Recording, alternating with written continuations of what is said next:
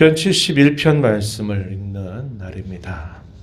읽었던 내용을 보면 비교적 긴 내용으로 소개가 되고 있는데 이것도 다윗의 애가로 추정되는 시입니다.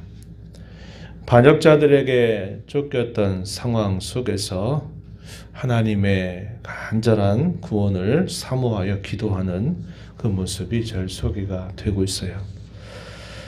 오늘 우리가 읽은 이 시편 내용을 크게 두 부분으로 나누어 보면 전반부의 내용은 1절부터 13절까지 내용 이렇게 볼 수 있겠고요.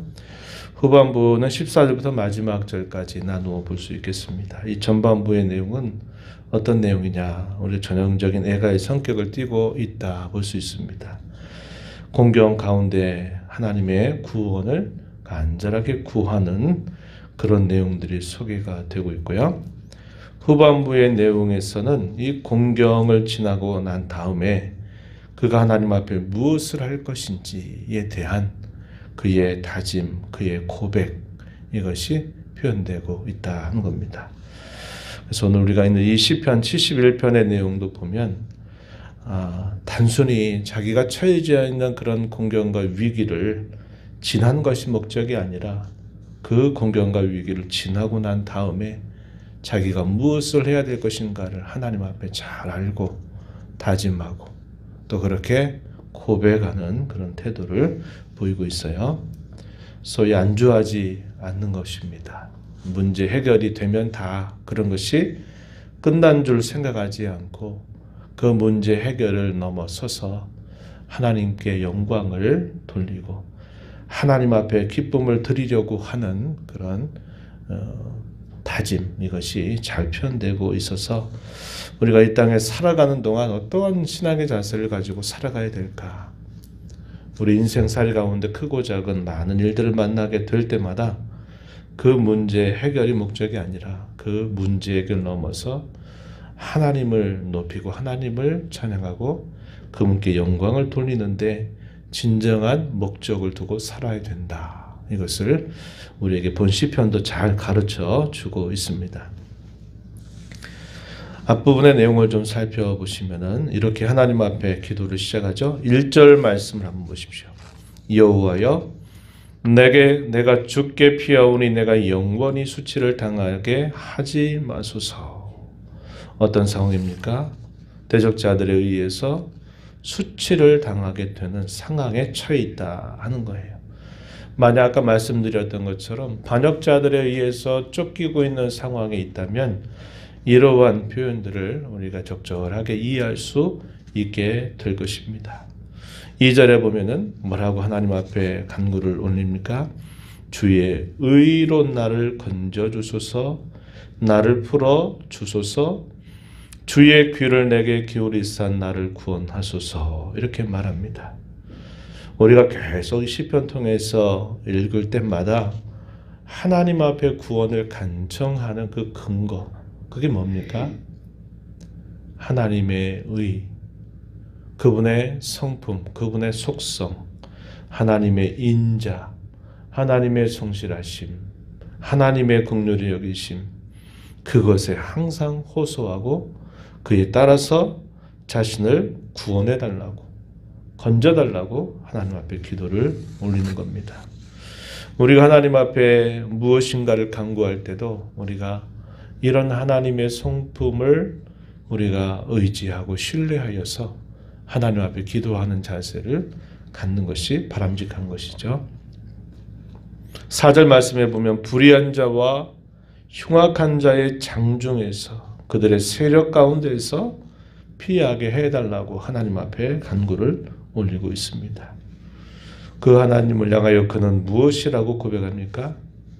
3절 말씀에 보면 내가 항상 피하여 숨을 바위다. 이렇게 하나님을 향하여 고백합니다. 항상이란 말이에요. 내가 이제까지 살아오는 모든 삶의 순간순간들 속에 하나님만이 피하여 숨을 바위가 되신다. 이렇게 말합니다.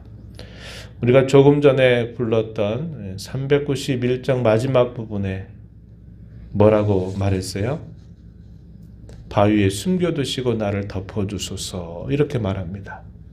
바위는 요새 피난처의 아주 전형적인 지형지물이죠. 그 바위에 숨었을 때 그 바위에 나를 숨겨주시고 나를 덮어달라 이 말은 대적자들에 의해서 발각되지 않도록 하나님이 안전하게 나를 지켜달라라고 말한 것입니다. 그러면서 그는 과거를 회고하는데 어린 시절부터 하나님께서 자신에게 베풀어 주셨던 구원의 은총을 회고하고 있어요. 이 내용이 5절부터 8절에 소개됩니다. 5절 보면 주는 내가 어릴 때부터 신뢰한 이이십니다. 신뢰한 이시라. 또 7절에 가서 보면 주는 나의 견고한 피난처가 되셨다. 이렇게 말합니다.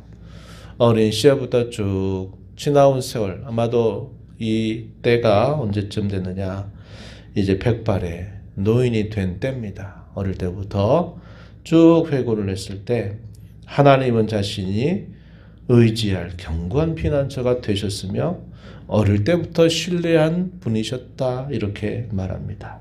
모태에서부터 어미배에서부터 하나님이 나를 구별하시고 택하심을 기억하면서 그렇게 하나님의 구원의 은혜를 회고합니다. 그러면서 다짐하죠. 8절 말씀을 한번 보세요. 8절. 주를 찬송함과 주께 영광 돌림이 종일토록 내 입에 가득하리이다. 보세요. 주님을 찬송한 것, 주님께 영광을 돌리는 것이 종일토록 내 입에 가득하리이다. 그의 살아가는 하루하루 모든 삶 속에서 나는 주님을 찬양하고 주께 영광 돌리기를 나는 소원하고 바라고 기뻐하고 있습니다. 이렇게 고백을 하고 있는 겁니다. 9절부터는 이제 자신의 현실로 돌아와요. 뭐라고 말하면 늙을 때 나를 버리지 마시며 내 힘이 쇠약할 때 나를 떠나지 마소서. 나이가 들어서 그가 늙고 쇠약할 때 버리지 말아달라고, 떠나지 말아달라고 하나님 앞에 간구를 올립니다. 18절 가서도 이렇게 말하죠. 하나님이여 내가 늙어 백발이 될 때에도 나를 버리지 마시며 내가 주의 힘을 후대에 전하고 주의 능력을 장래 모든 사람에게 전하기까지 나를 버리지 마소서. 어린 시절로부터 그가 백발이 되는 그 모든 순간까지 주님의 구원의 은총을 늘 받고 살게 해달라고, 그리고 그 구원의 은총을 날마다 찬송하고 노래하고 전하는 삶이 되게 해달라고 하나님 앞에 간구를 올리고 있다는 겁니다. 대적자들은 뭐라고 비방합니까? 옛날에는 몰라도 이제는 저가 저런 일 당한 거 보니까 하나님이 이제는 저를 버리셨구나. 이제는 저를 건져둘 자가 없다라고 비난을 한다고 말합니다. 11절 말씀 보세요.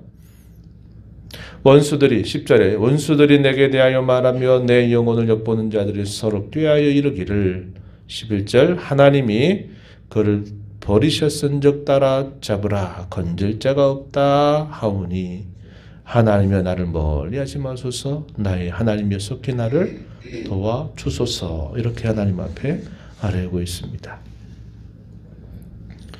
그러면서 그가 다짐하는 더 내용들 14절 이하로부터 그가 무엇을 하기를 더 원하는가 소원을 말씀을 드리는데 14절 말씀을 한번 보세요. 뭐라고 말합니까?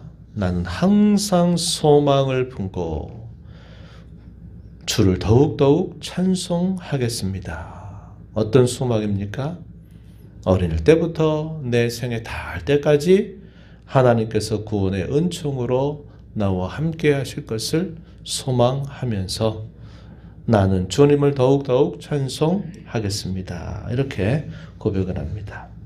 그것뿐만 아니라 15절부터 18절까지 길게 그가 하나님 앞에 그의 소원을 아뢰는데 어떤 내용인가 한번 보시면 이렇게 말합니다. 15절에 측량할 수 없는 주의 공의와 구원, 이 공의라는 말도 번역이 좋지 않아요.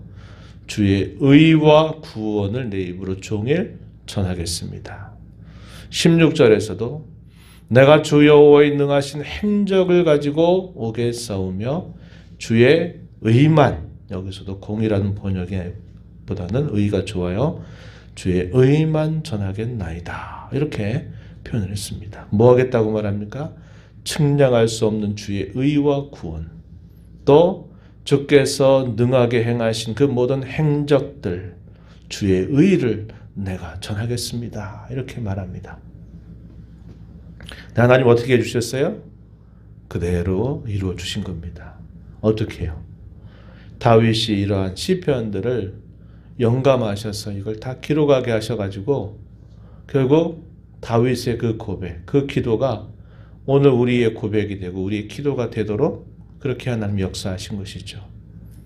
17절 18절에서도 계속 그 얘기입니다. 내가 전하겠습니다. 나는 주님의 어떠하심을 나는 계속 전하겠습니다. 이렇게 다짐하고 소원하는 그의 간구를 올리고 있다 하는 것입니다.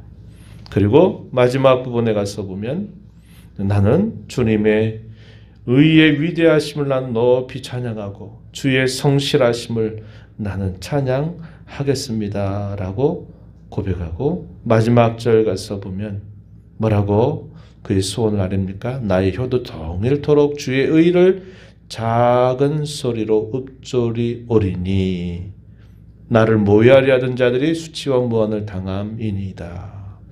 무슨 말입니까? 나의 혀도 종일토록 주의 의를 작은 소리로 읊조린다. 읊조린다. 이걸 뭐라고 표현한다고 그랬죠? 묵상한다. 이 말입니다. 묵상한다. 종일토록 주께서 자신에게 베푸신 변치 않는 그분의 의로우심을 늘 내가 묵상하고 또 되새기고 하는 일들을 쉬지 않겠다고 말하고 있는 겁니다. 얼마나 멋진 신앙의 자세입니까? 우리가 오늘 이 말씀을 통해서 공경 가운데 처해져 있는 그런 상황 속에서 우리는 하나님의 구원의 은총을 여전히 간구하고 그것을 소망해야 됨을 가르쳐 주고 그 공경과 위기를 넘어서서 그가 하나님 앞에 뭐 하겠다고 말합니까? 크게 세 가지를 말했어요. 나는 주님을 찬송하겠습니다. 나는 소망을 품고 더욱더욱 주님을 찬송하겠습니다. 이렇게 고백해요. 두 번째는 전하겠대요. 무엇을요? 주님의 그 구원의 은혜를, 주님의 의로우심을 나는 계속적으로 내가 전하겠습니다. 라고 다짐하죠. 마지막은 무엇입니까?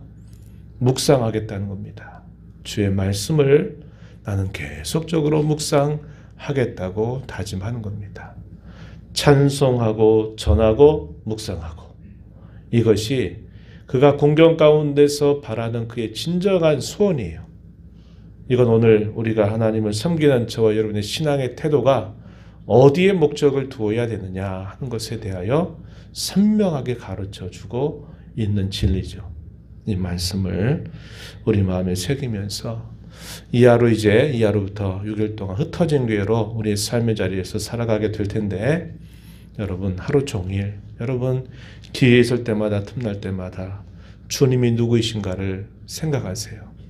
그리고 입술의 찬송이 쉬지 않도록 많이 찬송 부르세요.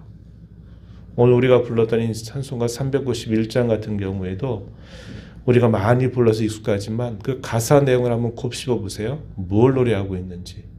그 내용이 참 좋습니다. 귀하고 깊어요. 그런 찬송들을 여러분들이 여러분 삶에서 일하는 자리 또 여러분이 계신 자리에서 하나님을 노래하고 입으로 찬양하고 또 기회가 되는 대로 우리 하나님이 누구이신가를 자랑하시고 전하는 삶을 살아간다면 이것처럼 복되고 행복한 삶이 어디 있겠습니까? 이러한 삶 살아가도록 하나님 오늘도 도와주시고 인도해 주세요. 우리 성도들 삶의 흩어진 자리에서 그렇게 살아가도록 하나님 오늘도 도와주세요. 이렇게 간절하게 기도하고 힘써 나가는 저와 여러분 되기를 축복합니다. 하나님 아버지 감사합니다. 이 새벽에도 저희들을 깨워주셔서 오늘도 새날을 주신 아버지 앞에 저희의 걸음 인도하시고 오늘도 찬양을 드리며 주시는 주의 말씀을 통하여 저희의 심령에 또다시 영혼의 양식을 먹여주심을 감사드립니다. 하나님 아버지, 우리가 이 땅을 살아가면서 참 많은 고난과 역경과 시련을 당하는 것, 어쩌면 너무나 당연한 일일 수밖에 없습니다. 그러나 어제 저희에게 주셨던 말씀처럼 우리로 강하게 하시는 하나님, 그걸 통하여 더 강하게 하실 하나님을 기대하면서 언제나 구원의 은총을 베푸신 하나님을 의뢰하고 신뢰하는 저희의 삶이 되게 하시고, 그 문제를 넘어서서 하나님을 늘 찬송하고 하나님을 전하고 또 하나님의 그 크신 말씀을, 그 의로움을 묵상하고 살아가는 저희들의 삶이 되도록 하나님 은혜를 더하여 주옵소서. 은혜의 보호자 앞에 나와 아버지 은혜를 구하는 모든 심령들의 간구를 귀기려 주시고 응답해 주시기를 바라며 예수님 이름으로 기도하옵나이다. 아멘.